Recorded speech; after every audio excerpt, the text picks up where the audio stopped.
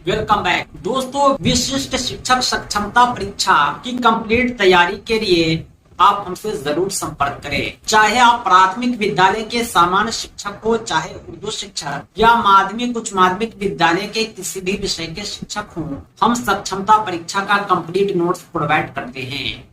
हमारे PDF notes आपके WhatsApp पर और प्रिंटेड बाय पोस्ट आपके द्वारा उपलब्ध कराए गए पते पर भेजे जाते हैं। हमारे नोट्स को प्राप्त करने के लिए संपर्क करें 7631314948 पर। इस नंबर पर आप कॉल भी कर सकते हैं, व्हाट्सएप भी। हम इस सक्षमता परीक्षा की कंप्लीट तैयारी कराते हैं और हमारे नोट्स आपकी सफलता के लिए पर्याप्त हैं। दोस्तों, विशिष्ट शिक्षक सक्षमता परीक्षा के प्रारूप को समझाने के लिए प्रस्तुत है नियोजित शिक्षकों की प्रथम विभागीय परीक्षा दक्षता परीक्षा का सॉल्व पेपर। 2016 में दक्षता परीक्षा में जो प्रश्न पूछे गए थे, आज के इस वीडियो में उसे हम सॉल्व करेंगे। आइए हम शुरुआत करते हैं आज के कक्षा की। दक्षता एग्जाम 2016 में जो पहला सवाल पूछा गया था, कहानी शिक्षण का उद्देश्य क्या है। कहानी शिक्षण का जो उद्देश्य होता है, छात्रों की भाषा शैली मुहावरों से अवगत कराना। कहानी में जो है मुहावरे का भी उपयोग होता है और कहानीकार अपनी भाषा के उपयोग से कहानी शिक्षण देते हैं। इतना ही नहीं, छात्रों को जीवन के प्रति यथार्थता एवं स्वाभाविकता का ज्ञान कराना। छात्रों को जीवन के प्रति हम उसे सिखाएंगे कि जीवन की वास्तविकता क्या है। छात्रों में भावात्मक एवं चारित्रिक गुणों को विकसित करना, ये सभी कहानी शिक्षण के उद्देश्य हैं। सही जवाब हो जाएगा ऑप्शन डी। नेक्स्ट क्वेश्चन है क्वेश्चन नंबर 2। भाषा सीखने का परम उद्देश्य है। भाषा सीखने का उद्देश्य होता है अपने विचारों का आदान प्रदान करना, क्योंकि हम भाषा के माध्यम से ही अपनी बात दूसरों तक पहुंचाते हैं, दूसरों की बातों को समझते हैं। अगला सवाल है 3 नंबर। हिंदी वर्णमाला में स्पर्श व्यंजनों की संख्या कितनी है। हिंदी वर्णमाला अ से ज्ञ तक होता है, उसमें स्पर्श व्यंजन की संख्या 25 होती है। स्पर्श व्यंजन उसको बोलते हैं जो क ख ग से लेकर के प फ ब म तक होते हैं, जो होंठ, दांत, ओष्ठ इन सब के स्पर्श के बाद निकलता है। अगला सवाल है 4था नंबर। विद्यालय का संधि विच्छेद होगा। विद्यालय का संधि विच्छेद होता है विद्या जोड़ आलय। अब बढ़ते हैं अगले क्वेश्चन की तरफ।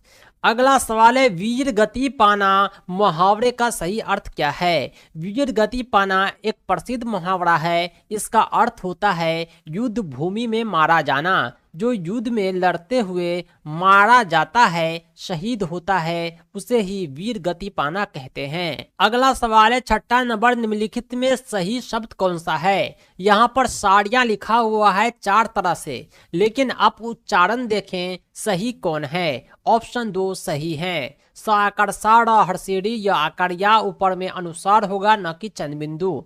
आग का पर्यायवाची क्या है। पर्यायवाची का अर्थ होता है ऐसा शब्द बतलाइए जिसका मीनिंग आग हो। समान अर्थ वाले शब्द को पर्यायवाची सिनोनिम्स कहते हैं। आग को अग्नि भी कहते हैं, जो आग का पर्यायवाची है। अगला सवाल है 8 नंबर। राम पटना में रहता है वाक्य में रेखांकित पद है। यहाँ कारक की पहचान करना है। ये अधिकरण कारक है। कर्ता ने कर्म को करण से, संप्रदान को के लिए अपदान से। इस प्रकार हमने कारक के नोट्स में लिखा था अधिकरण कारक की पहचान क्या है। आइए अगले क्वेश्चन की तरफ चलते हैं। समूहवाचक संज्ञा को अलग कीजिए। यहाँ पर 4 ऑप्शन है। समूहवाचक संज्ञा की पहचान कीजिए। संज्ञा का वह रूप समूहवाचक संज्ञा होता है जो समूह को बतलाता हो। मेला जो होता है केवल एक आदमी नहीं होता, बल्कि आदमी का समूह होता है, इसलिए इसे समूहवाचक संज्ञा कहते हैं। अगला सवाल है 10 नंबर। ईदगाह शीर्षक कहानी के रचनाकार कौन है। ईदगाह शीर्षक कहानी के रचनाकार प्रेमचंद हैं। सही जवाब ऑप्शन डी। अगला सवाल है 11 नंबर। सगुन भक्ति धारा के प्रमुख कवि हैं। कबीर, रसखान, तुलसीदास, नानक। जो सगुन भक्ति धारा है उसके प्रमुख कवि तुलसीदास हैं। अगला सवाल है, कार्य धीरे होत है काहे होत अधीर, समय पाई तवुर फले के तब सोचो नीर। ये कविता के लेखक कौन है? ये असल में दोहा हैं। इस दोहा के लेखक कौन है? कबीर हैं। दोहा भी एक प्रकार का कविता होता है। बढ़ते हैं नेक्स्ट क्वेश्चन की तरफ। अगला सवाल है, तवर्ण का उच्चारण स्थान है कंठ, तालु, दंत, ओष्ठ। तवर्ण का उच्चारण स्थान दंत है। आप त, थ, द, ध बोलेंगे तो आपका जबान दांत में सटता है, इसलिए ये दंत उच्चारण स्थान हुआ। 14 क्वेश्चन है, पिताब शब्द का अर्थ क्या हुआ? पिताब का शाब्दिक अर्थ होता है पीली चमक देता हुआ पदार्थ। अगला सवाल है, चार मित्र कहानी कहाँ से ली गई है? सरल पंचतंत्र से, मानसरोवर भाग से, मानसरोवर भाग 4 से, इनमें से कोई नहीं। प्रेमचंद की रचना है सरल पंचतंत्र। चार मित्र कहानी इसी से निकाली गई है। बढ़ते हैं नेक्स्ट क्वेश्चन की तरफ। अगला सवाल है, फूले नहीं समाये का मतलब क्या होता है? फूले नहीं समाना का अर्थ होता है बहुत खुश होना। अगला सवाल है, फलक कार्य पुस्तिका कक्षा संचालन हेतु संपूर्ण है। ये फलक कार्य पुस्तिका जो है कक्षा 5 के लिए विकसित की गई है। अगला सवाल है, 18 नंबर, इनमें कौन तत्सम शब्द नहीं है? तत्सम जो है वास्तविक में। अगला सवाल है, 18 नंबर, इसमें कौन तत्सम शब्द नहीं है? तत्सम जो होता है संस्कृत के शब्द होते हैं। पानी, पुष्प, अग्नि, ये सब तत्सम शब्द हैं, जबकि बैल तद्भव शब्द है। बैल को तत्सम होता है बलि वर्द। सही जवाब हो जाएगा ऑप्शन 3। अगला सवाल है, संधि में क्या होता है? संधि में 2 वर्णों का विकार होता है। ऊपर हमने संधि देखा था, एक विद्याजुरालय विद्यालय था, इसमें 2 वर्ण आ और आ का विकार से आ बनता है। यानी संधि जो होता है 2 वर्णों का विकार सहित मिलना होता है। सही ऑप्शन 2। अगला सवाल है, आक्रमक क्रिया का उदाहरण है। क्रिया के 2 प्रकार होते हैं, सकर्मक और अकर्मक। अकर्मक क्रिया उसको बोलते हैं जिस पर कर्म पर कोई प्रभाव नहीं पड़ता है। पीना यानी वह पानी पी रहा है, एक कर्म पर प्रभाव पड़ रहा है जो पानी है। पढ़ना, किताब पढ़ रहा है, गीता पढ़ रहा है, ये जो है सकर्मक क्रिया है। सोना में कर्म होता ही नहीं है। राम सोता है, सीता सोती है, यहाँ पर कर्म है ही नहीं, यानी आक्रामक क्रिया हो जाएगा सोना। बढ़ते हैं अगले सवाल की तरफ। अगला सवाल है, 21 कौन शब्द पुल्लिंग है? सिंगुलर कौन है? घी, दही, ये सब हमेशा सिंगुलर होता है। अगला सवाल है, उसने किताब पढ़ी होगी, यह कौन सा वाक्य है? पूर्ण भूत है, अपूर्ण भूत है, सामान्य भूत है, संदिग्ध भूत है। जब रहेगी होगी, काम पड़ा पूरा हुआ या नहीं हुआ इसकी गारंटी न हो तो इसे संदिग्ध भूत कहते हैं। अगला सवाल है, अनुराग का विपरीतार्थक यानी उल्टा विराग होता है। कौवा और घड़ा कहानी आपने सुना होगा या पढ़ा होगा। इस कहानी में कौवा के चतुर होने के बारे में जानकारी मिलती है। चतुर इसलिए था कि घड़ी में पानी थोड़ा था, कौवा कंकड़ डालता है, पानी ऊपर आता है, कौवा जो प्यासा था पानी पी लेता है। अपनी चतुराई से उसने घड़े में कंकड़ डाला, पानी ऊपर आया और वो पी लिया। बाबू कुंवर सिंह का नाम आपने सुना होगा, ये बिहार के थे। 1857 की क्रांति में इन्होंने हिस्सा लिया था। 27 अप्रैल 1857 को यह आरा भोजपुर पर विजय प्राप्त किए थे। अगला सवाल है, कृषिका आर्या के पास 200 रुपए थे, उसने अपने पैसे का 1/4 भाग कलम खरीदा। 200 का 1/4 यानी 50 रुपए का कलम खरीद लिया। आगे कहता है कि खरीदने के पास उसके पास कितने रुपये बचे। 200 रुपए था, 50 रुपए का कलम खरीदा तो बचे कितना? 200 में से 50 घटाने के बाद 150 बचे। सही जवाब हो जाएगा ऑप्शन 4। अगला सवाल है, 27 एक आयताकार खेत की लंबाई 20 मीटर और चौड़ाई 10 मीटर है। ये आयताकार खेत है, लंबाई 20 है, चौड़ाई 10 है। आगे कह रहा है कि इसके चारों ओर तार लगाना है। जब चारों ओर की बात आ जाए, घेरा लगाने की, तार लगाने की, बाउंड्री घेरने की, तो हम इसकी परिधि निकालेंगे, परिमाप निकालेंगे। और आयत की परिधि का फॉर्मूला होता है 2 इंटू में लंबाई प्लस चौड़ाई। यहाँ लंबाई चौड़ाई दिया हुआ है 20 10। फॉर्मूला पुट करने के बाद 2 गुने 20 प्लस 10 30 बनता है। 30 को 2 से गुना करेंगे 60 मीटर सही जवाब हो जाएगा। अगला सवाल है 10 प्लस 9 प्लस 2/10 प्लस 3/100। इसका दशमलव रूप क्या होगा? 10 9 19 हो गया। 2/10 को 0.2 लिखें, 3/100 को 0.03 लिखें। सबको आपस में जोड़ेंगे तो 19.23 सही जवाब आपके सामने है। अगला सवाल है दो संख्याओं का मासा लासा क्रमशः 13 और 19 नवासी है। उसमें एक संख्या 171 है, दूसरी संख्या क्या होगी? जब लासा और मौसा दिया हो और एक संख्या पता हो, दूसरी संख्या इस फॉर्मूले से निकालते हैं। अभी आप स्क्रीन पर देख रहे होंगे दूसरी संख्या बराबर होता है मौसा गुने लासा बटा पहली संख्या। मौसा 13 है, लासा 19 नवासी है, पहली संख्या 117 है। सबको हमने उसके स्थान पर पुट कर दिया। जब इसे गुना करके भाग देंगे तो 221 आएगा। सही जवाब ऑप्शन 1 में है। अगला सवाल है 31 नंबर 250/9 का 3/50 बराबर है। जब का रहे तो का मतलब होता है गुना। हमने का की जगह गुना लिखा और 250/9 को 3/50 से गुना कर दिया। 3 से 9 कटता है 3 बार में, 50 से 250 कटेगा 50 बार में, तो निकल कर आता है 5/3। सही जवाब हो जाएगा ऑप्शन 3 में। अगला सवाल है समांतर चतुर्भुज का क्षेत्रफल 108 वर्ग मीटर है तथा उसका आधार 18 मीटर है। संगत ऊंचाई क्या होगा? ये समांतर चतुर्भुज तो नहीं है लेकिन वैसा शेप है। इसका क्षेत्रफल दिया हुआ है 108, संगत आधार दिया हुआ है 18, संगत ऊंचाई आपको निकालना है। समांतर चतुर्भुज का क्षेत्रफल होता है, फॉर्मूले से आप देखेंगे तो आधार गुने संगत ऊंचाई। हमने क्षेत्रफल को अपनी जगह पुट किया, आधार को अपनी जगह पुट किया, संगत ऊंचाई को h लिख दिया। h का वैल्यू 108/18 यानी 6 मीटर सामने आता है। सही जवाब हो जाएगा ऑप्शन 2। अब बढ़ते हैं अगले सवाल की तरफ। अगला सवाल है 33 नंबर। किसी बहुभुज के सभी कोणों का योग 720 है तो भुजाओं की संख्या क्या है? बहुभुज इसको बोलते हैं जिसके बहुत सारे भुजाएं हों, लेकिन पता नहीं है कि कितनी भुजा है, लेकिन इतना जरूर पता है कि इसके सभी कोणों का योग 720 है। फॉर्मूला कहता है कि n-2 गुने 180 बराबर होता है भुजाओं अंतः कोणों का योग, यानी उसके सभी कोणों का योग बराबर होता है n-2 गुने 180 के। यहाँ पर n जो है भुजा की संख्या है। इस फॉर्मूला में का उपयोग करके आइए हम भुजा की संख्या निकालते हैं। n-2 बराबर हो जाएगा 720/180। गुना में इस साइड था तो भाग में दाएं साइड आ जाएगा, 4 आता है।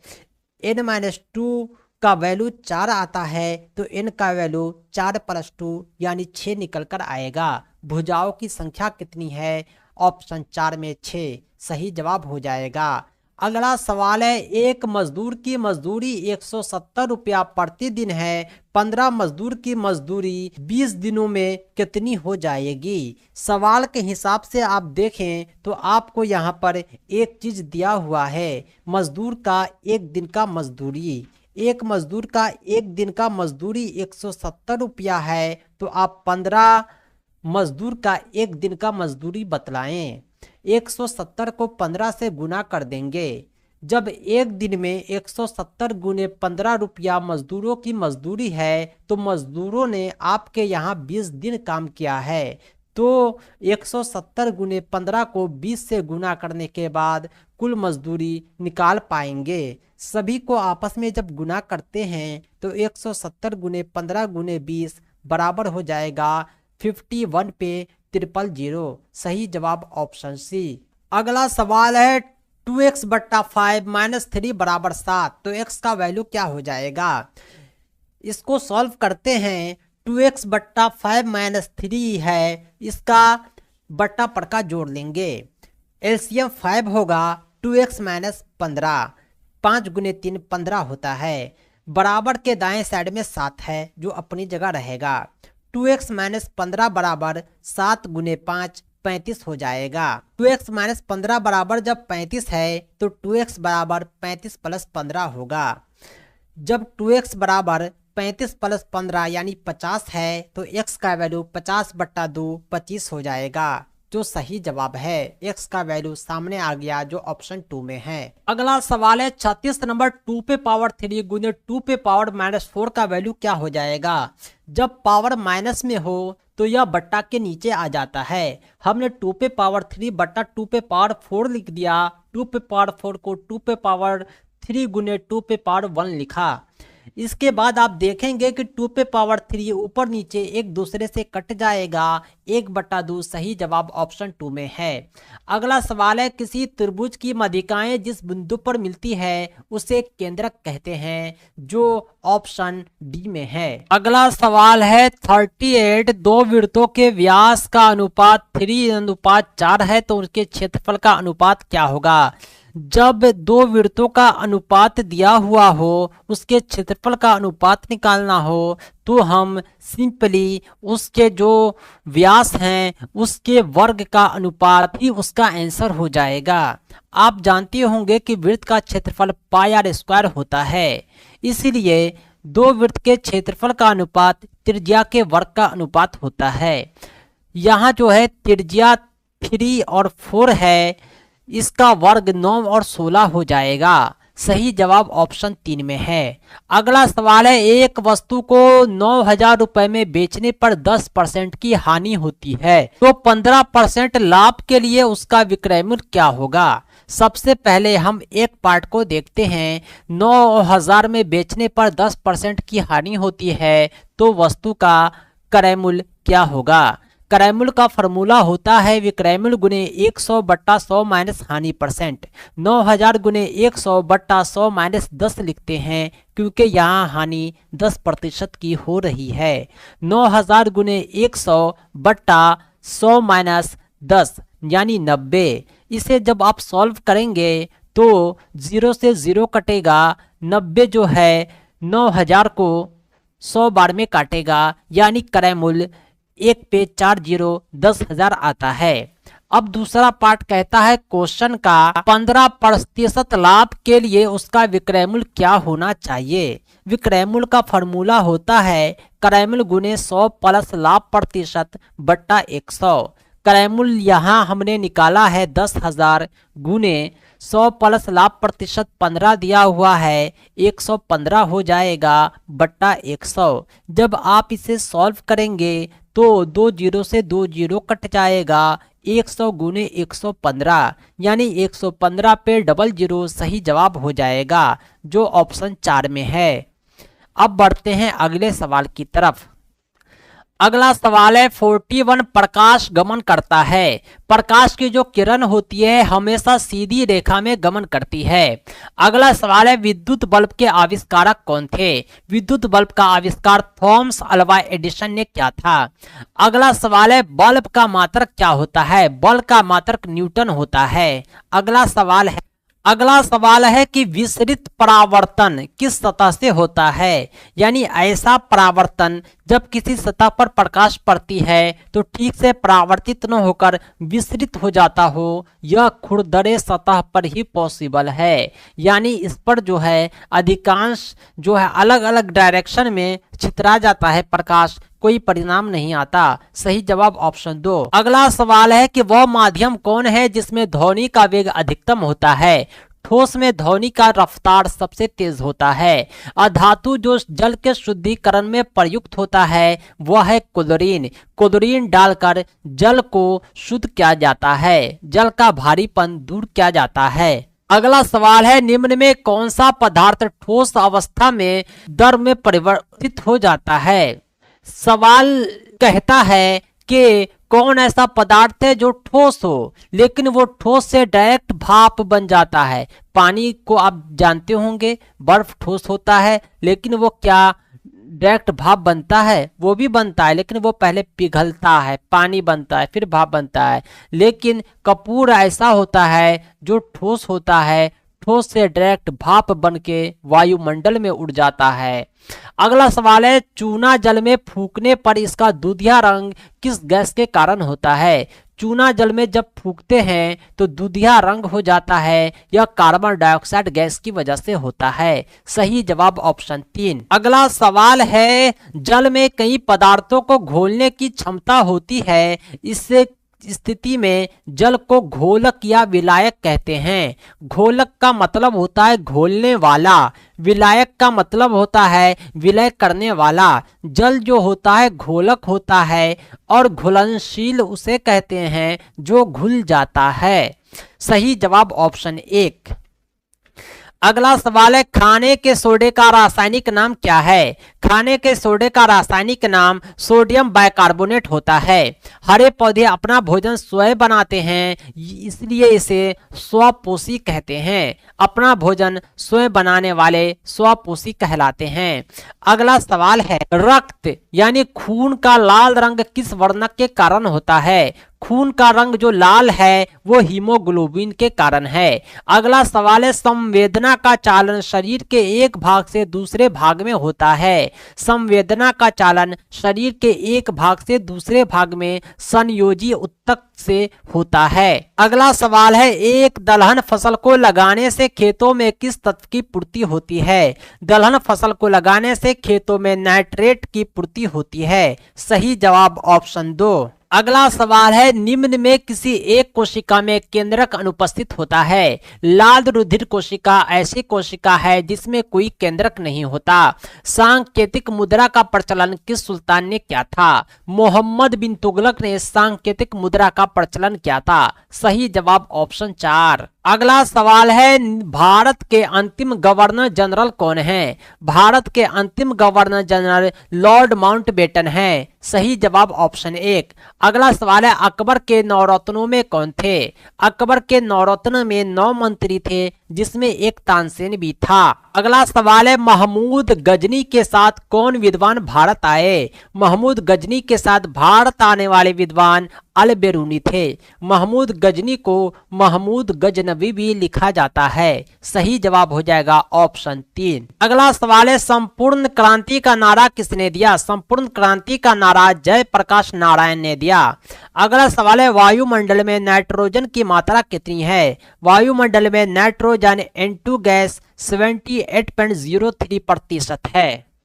अगला सवाल है, हमारे पर्यावरण के अंग कौन कौन हैं? मिट्टी, जल, पौधे पर्यावरण के अंग हैं। आकाश हमारे पर्यावरण का अंग नहीं है। सही जवाब ऑप्शन 3। अगला सवाल है, निम्न में कौन आग्नेय चट्टान है? ग्रेनाइट जो होता है आग्नेय चट्टान होता है। सही जवाब ऑप्शन 3। अगला सवाल है, बरसात में लगाई जाने वाली फसलों को खरीफ फसल कहते हैं। खरीफ फसल जो होती है बरसात में लगाई जाती है और ठंडी से पहले काट ली जाती है। रबी फसल ठंडी में लगाई जाती है, बरसात से पहले काट ली जाती है। अरहर, गन्ना, धान, बाजरा ये सब खरीफ फसल हैं। अगला सवाल है, पृथ्वी को उत्तरी और दक्षिणी 2 बराबर भागों में मिलाने वाली रेखा को क्या कहते हैं? पृथ्वी के जो उत्तर और दक्षिण 2 बराबर भागों में रेखा बांटती है उसे भूमध्य रेखा कहते हैं। अगला सवाल है, संसद का उच्च सदन है। राज्यसभा जो होता है यह संसद का उच्च सदन होता है। अगला सवाल है, भगवान महावीर की जन्मस्थली कहाँ है? भगवान महावीर की जन्मस्थली वैशाली में है। सही जवाब ऑप्शन 2। अगला सवाल है, एमनेस्टी इंटरनेशनल क्या है? एक संगठन है एमनेस्टी इंटरनेशनल। यह जो है मानव अधिकार से संबंधी गैर सरकारी संगठन है, यानी एक ऐसा संगठन जो सरकारी भी नहीं है और मानव अधिकार से संबंधी बड़े पैमाने पर काम करता है। सही जवाब हो जाएगा ऑप्शन 1। भारत में कुल कितने राज्य हैं? भारत में 28 राज्य हैं। जम्मू कश्मीर भी एक राज्य था जो वर्तमान में राज्य नहीं है।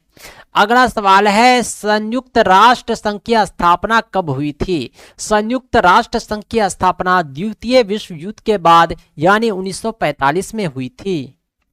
अगला सवाल है 71। एक नया अध्यापक जिसके साथ कक्षा में कुछ बच्चे गलत ढंग से व्यवहार करते हैं वह उसे निपटेगा दंडात्मक तरीके अपनाकर, अपने अंदर सुधार लाकर और उसे छात्रों के सामने अच्छे अंदाज में पेश करके। सही जवाब हो जाएगा कि अपने अंदर सुधार लाइए और छात्रों के सामने खुद को अच्छे से पेश कीजिए। उम्मीद है कि कोई बच्चे आपसे गलत व्यवहार नहीं करेंगे।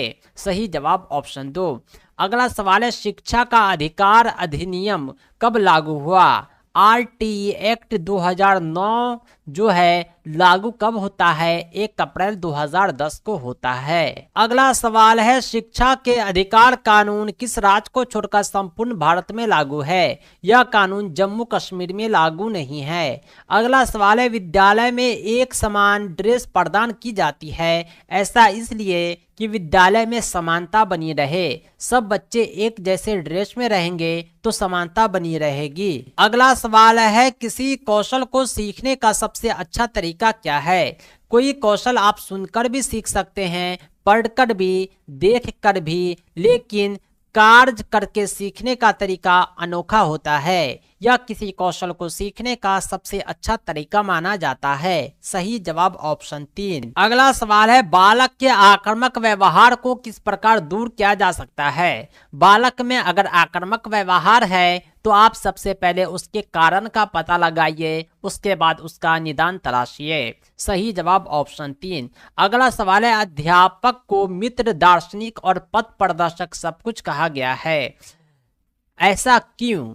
समाज के संदर्भ में इन सभी महत्वपूर्ण भूमिकाओं को निभाना पड़ता है। यह ऑप्शन भी सही है। यह क्लासरूम में बैठे युवा विद्यार्थियों में उच्च मूल्यों का संचार करता है। यह भी सही है। वह एक महान सुधारक एवं राष्ट्र का देशभक्त रक्षक है। यानी तीनों ऑप्शन सही है। सही जवाब हो जाएगा उपयुक्त सभी। अगला सवाल है कक्षा में अनुशासन बनाए रखने का सर्वाधिक प्रभावी उपाय क्या है? कक्षा में अनुशासन बनाए रखना चाहते हैं तो शिक्षण कार्य को रोचक बनाएं, तो अनुशासनहीनता खुद ब खुद समाप्त हो जाएगी। अगला सवाल है यदि छात्र आपकी बात नहीं समझ पा रहे हैं तो आप क्या करेंगे? सबसे पहले आप उन्हें संकेत देंगे, यानी उसे बतलाएंगे, समझाने का तरीका चेंज करेंगे। इसके बाद सामग्री को सरल बनाकर समझाएंगे, उदाहरण देकर समझाएंगे, हाथ के आभाव से, इशारे से समझाएंगे। यानी तीनों तरीके का उपयोग करके आप छात्रों को जरूर समझा पाएंगे। अगला सवाल है 80 नंबर यदि कोई छात्र आप पर उत्तर पुस्तिका के मूल्यांकन में पक्षपात का आरोप लगाए तो आप उसे किस प्रकार निपटेंगे? अगर कोई छात्र आप पर आरोप लगाता है कि आपने परीक्षा की कॉपी ठीक से चेक नहीं किया, हमारे साथ भेदभाव किया है, तो आप उसकी उत्तर पुस्तिका उसे दिखाएं, साथ ही साथ उसका उत्तर भी दिखाएंगे। यकीनन बच्चे को सब समझ में आ जाएगा कि हमारे साथ कोई पक्षपात नहीं हुआ है। अगला सवाल है एक शिक्षक को निर्माण करना चाहिए किस चीज का? ऐसे वातावरण का जो बच्चों की क्षमता तथा रुचि को बढ़ावा देता है। एक सरल संवादपूर्ण कक्षा का, एक योजनाबद्ध कक्षा शिक्षण सामग्री के साथ। सही जवाब हो जाएगा उपयुक्त सभी। अगला सवाल है शिक्षक की भूमिका की पहचान होती है नेता प्रेरक के रूप में, योजनाकर्ता के रूप में, प्रबंधक के रूप में। सही जवाब हो जाएगा उपयुक्त सभी। शिक्षक की भूमिका की पहचान सब रूपों में होती है। अगला सवाल है जब एक छात्र आपकी कक्षा को बाधित करता है तो आप उसे कक्षा छोड़ने को कहेंगे? ऐसा हरगिज नहीं कह सकते। आप उसे सही बर्ताव करने को कहेंगे, यह भी उचित नहीं है, बल्कि आप उसके पीछे के कारण को जानने का प्रयास करें कि बच्चा आपकी कक्षा को क्यों बाधित कर रहा है, आखिर वजह क्या है कि वह पढ़ाई में इंटरेस्ट नहीं ले रहा है। आपका निदान निकल कर आ जाएगा। सही जवाब ऑप्शन 3। बच्चों के भाषाई कौशल के विकास का सही क्रम क्या है? जब बच्चा पैदा होता है तो वो सबसे पहले सुनता है, फिर बोलता है, फिर पढ़ता है, फिर लिखता है। यानी भाषाई कौशल के विकास का सही क्रम है सुनना, बोलना, पढ़ना, लिखना। अगला सवाल है, कौन कार्य बाल संसद के सांस्कृतिक खेल मंत्री का है? दोस्तों, बाल संसद से संबंधित हमने विस्तृत वीडियो बना रखे हैं, आप उसे जरूर देखें। हो सके तो मैं इसका लिंक डिस्क्रिप्शन में दे दूंगा। बाल संसद के जो सांस्कृतिक खेल मंत्री होते हैं वो चेतना सत्र का कार्य संभालते हैं। चेतना सत्र में लाइन सीधी करना, प्रार्थना करवाना, ये सब उसका काम होता है। सही जवाब हो जाएगा ऑप्शन 4। अगला सवाल है, यदि कोई छात्र आपके प्रश्न का उत्तर नहीं दे पाता है तो आप क्या करेंगे? हम उसे उत्साहित करने का प्रयास करेंगे ताकि वह प्रश्न का उत्तर देने का प्रयास करे। सही जवाब ऑप्शन 4। अगला सवाल है, परिवार से बच्चे को शिक्षा मिलती है, औपचारिक, अनौपचारिक, नियमित, इनमें से कोई नहीं। जो शिक्षा हम विद्यालय में हासिल करते हैं वो औपचारिक शिक्षा होता है। जो शिक्षा हम घर परिवार में, दोस्त में, मित्र में, दुश्मन से सीखते हैं, जिंदगी से सीखते हैं, वो अनौपचारिक शिक्षा है। यानी परिवार से मिलने वाली शिक्षा अनौपचारिक शिक्षा होती है और अनौपचारिक शिक्षा आजीवन सीखी जाती है। सही जवाब हो जाएगा ऑप्शन 2। अगला सवाल है, सभी के लिए शिक्षा के लक्ष्य क्या हैं? सभी के लिए शिक्षा का लक्ष्य है 14 वर्ष तक के बच्चों को प्रारंभिक शिक्षा देना। सही जवाब ऑप्शन 2। अगला सवाल है, 89 प्राथमिक कक्षाओं में पर्यावरण अध्ययन होती है। प्राथमिक कक्षाओं में जो पर्यावरण अध्ययन है वह वर्ग 3 से शुरू होता है। आप अपने विद्यालय में गौर कर सकते हैं, कक्षा 1-2 के बच्चे को पर्यावरण की पाठ्य पुस्तक नहीं है, कक्षा 3, 4, 5 के बच्चे को पर्यावरण अध्ययन की पाठ्य पुस्तक है। सही जवाब ऑप्शन 2। अगला सवाल है, शिक्षक साथी या सहयोगी संदर्शिका क्या है? यह शिक्षकों को मार्गदर्शन देने हेतु एक समिति होती है। अगला सवाल है जो काफी इंपोर्टेंट है, बाल संसद का कार्यकाल कितने वर्ष का होता है?